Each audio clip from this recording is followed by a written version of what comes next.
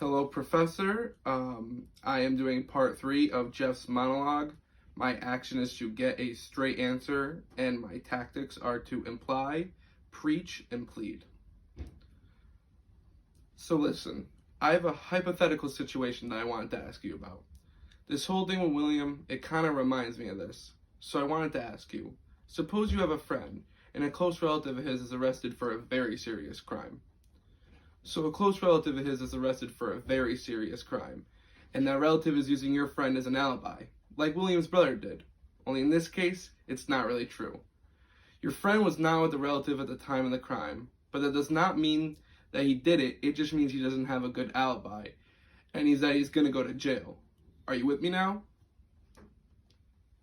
Now, ordinarily, your friend is a very upright kind of guy. Again, kind of like William, but hypothetical.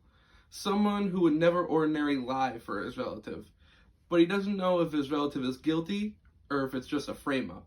And then he meets his relative's lawyer, and it's one of those court-appointed lawyers, and the lawyer is just completely out of it and incompetent, like he's drunk. And he doesn't even know the client's name, and he can't remember any of the details of the case. Like, you might as well not even have a lawyer, this guy is so bad. Are you following me?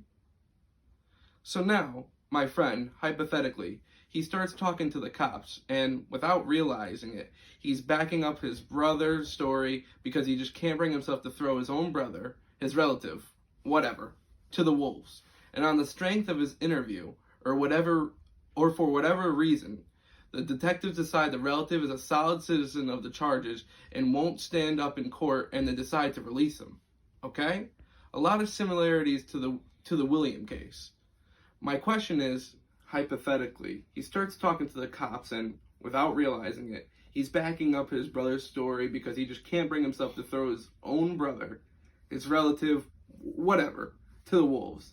And on the strength of his interview, or for whatever the reason, the detectives decide the relative is a solid citizen and the charges won't stand up in court, and they decide to release him, okay?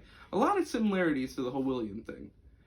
My question is, how is anybody supposed to expect a brother, my friend, my imaginary friend or whatever, not to back up his relative's story?